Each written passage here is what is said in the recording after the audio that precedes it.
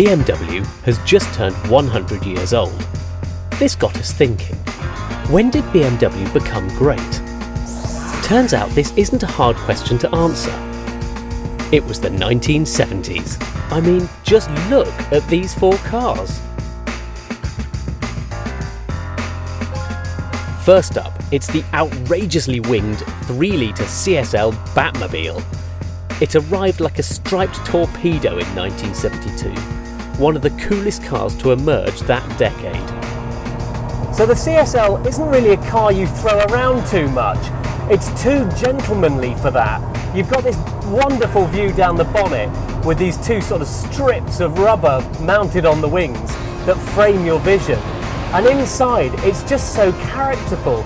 These big slabs of wood and this thin-rimmed steering wheel and these really quite responsive pedals, which I hadn't really expected actually.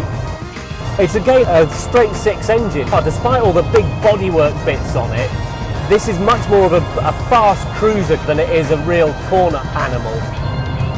So I'm driving a BMW Batmobile through beautiful Scottish scenery, and look at the weather, it's stunning. Just driving doesn't get any better than this.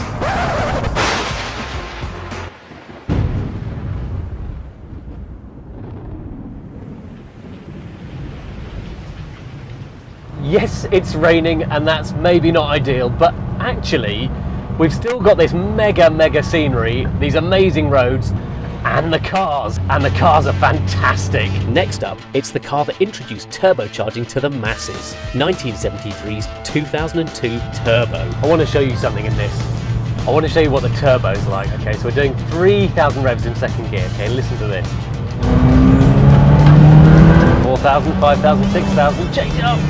It's just tremendous. When the revs get up higher, it really picks up and it feels really tight, a little ball of energy, and it really fires itself down the road. It's impressive stuff for a car that's 40 years old. It might feel small and toy-like, but also it feels very tight and together. I think there's an argument here that on the right road, and this is emphatically the right road, this might be the most fun car to drive of all of these four. But then there's an argument that says a mid-engine supercar is always more fun. Step forward 1978's legendary M1. I have wanted to drive an M1 for as long as I can remember. I had a poster of one of these on my wall when I was little. I have to say, it doesn't disappoint. It's such a special car to drive. So you get this impression the whole car is really tidy and tight and together, but it also rides really nicely, and it's not scary at all. And all those old stories about mid-engine cars in the 1970s being really difficult and tricky to drive, I think this must be the exception. But listen to it if you give it a bit of the beans. It's just fabulous. There's such a sense of occasion to being in the M1. You can keep your modern supercars. I'll have one of these and go around at half the speed with twice the grin on my face. In 1979, BMW brought out the car that, more than any other, set the template for its future, the M535i. The M535, of course, is the one that can most accurately trace its lineage through to today, and all the new M5s and their twin-turbo engines and all the rest of it. This feels more like a gentleman's express than an out-and-out super saloon, but I suspect that's just the difference that 40 years has made.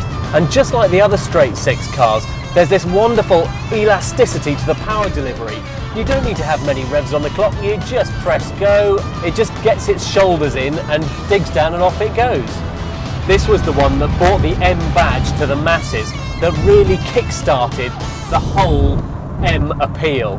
So is it possible to have a favourite?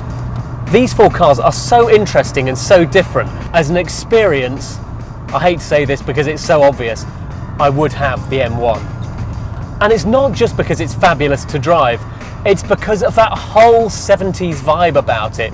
The angular lines, the way you sit in the car, I absolutely love it.